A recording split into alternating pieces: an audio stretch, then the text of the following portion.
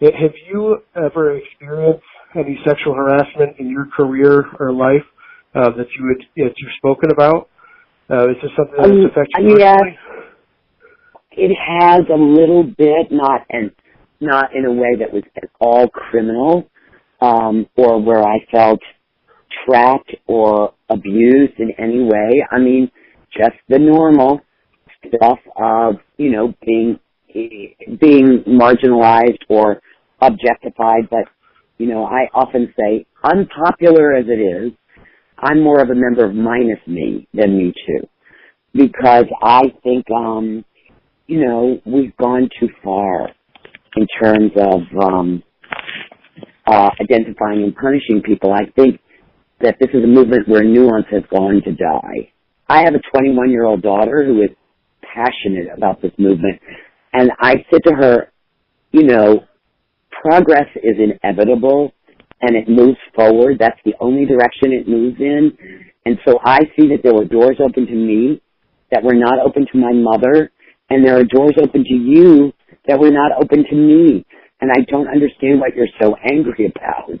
And because, as her brother always says to me, every time I see my sister, I feel like I should say, "Hi, Sydney, I'm sorry I'm a white man."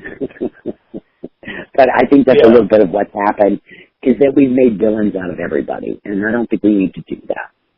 I don't think that's helpful. But that's not popular, what I'm saying to you. It's not popular. Yeah. Do you feel like that's another thing? Like, do you feel like sometimes you have to apologize for, being Caucasian, for being white? Like, it's like because you feel like you're the victim because of things that have happened in the past? Because I'm a woman, I get minority status automatically, so I don't know what it's like.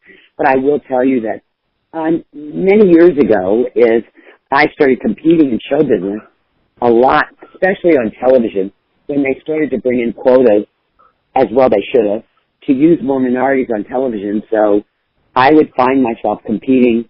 There were a couple of years there where it was between me and Queen Latifah, before she became Queen Latifah. And it would be between the two of us, and I would go, well, then I think I should get to audition for Raisin in the Sun, which is one of the great plays of all time. But that's what started to happen, is that a lot of roles that could be filled by minorities ended up being filled by minorities, and they're no longer available to me. And I have been a victim of this consciousness, because a lot of those roles now won't go to me anymore. Yeah. Do you feel like maybe the best person wasn't selected for the role, but it was more like they selected people because... Oh, absolutely. They kind of yeah. Well, the networks at the end of the year, on network television, they are responsible for saying a certain percentage of our hires were black or Asian or, non-white, and they have to meet that quota. It's made it much more competitive for me, in a sense. Gotcha. And no, I don't think that they get the best man for the job, so to speak.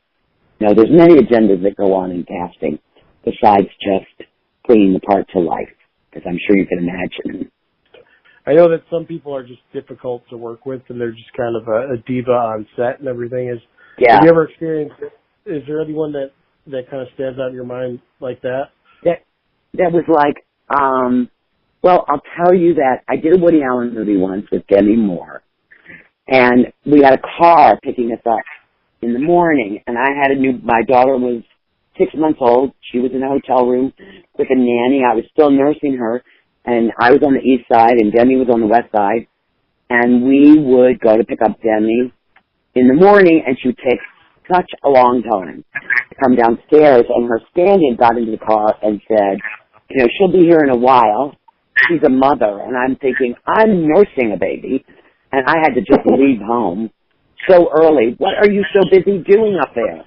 But, the thing about working on a Woody Allen movie, it's like, being a socialist, is that, all of his credits are in alphabetical order. Everybody gets paid the same. Nobody has a bigger trailer than anybody else. And after about a week, that kind of got cleared up, that the class system of Hollywood does not exist in his world, which is very relaxing, I must say. I truly prefer it.